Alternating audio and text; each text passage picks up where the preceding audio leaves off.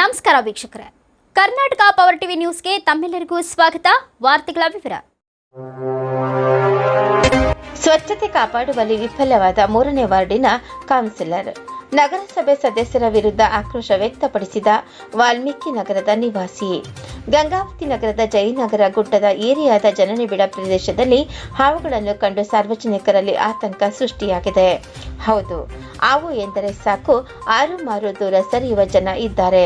ಇನ್ನು ಕೆಲವರು ಹಾವನ್ನು ನೋಡಿದರೆ ಸಾಕು ಬೆಚ್ಚಿ ಬೀಳುತ್ತಾರೆ.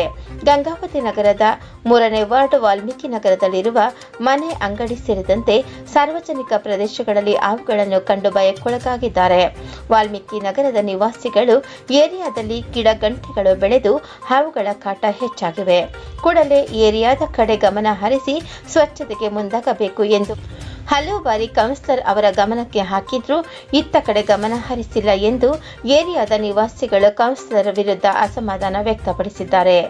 ಏರಿಯಾದ ನಿವಾಸಿ ಸ್ವಯಂ ಪ್ರೇರಣೆಯಿಂದ ಮಧ್ಯ ಪ್ರವೇಶಿಸಿ ಹಾವನ್ನು ಹಿಡಿದು ಪುನಃ ಕಾಡಿಗೆ ಬಿಡುವ ಮೂಲಕ ಸ್ಥಳೀಯರ ಮೆಚ್ಚುಗೆ ಗಳಿಸಿದ್ದಾರೆ.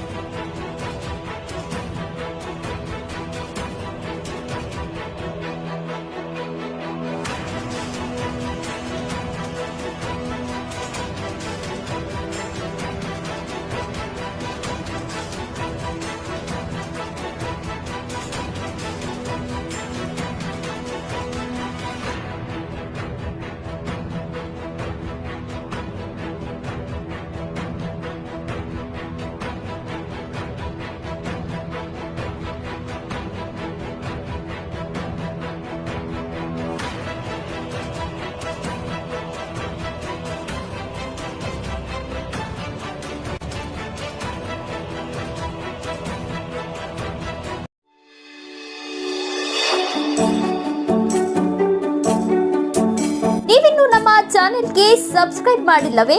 ಹಾಗಿದ್ರೆ ತಡಬೇಕೆ? ಹಿಂದೆ ಸಬ್ಸ್ಕ್ರೈಬ್ ಮಾಡಿ, ಬೆಲ್ ಐಕಾನ್ ಪ್ರೆಸ್ ಮಾಡಿ, ಶೇರ್ ಮಾಡಿ, ಕಮೆಂಟ್ ಮಾಡಿ.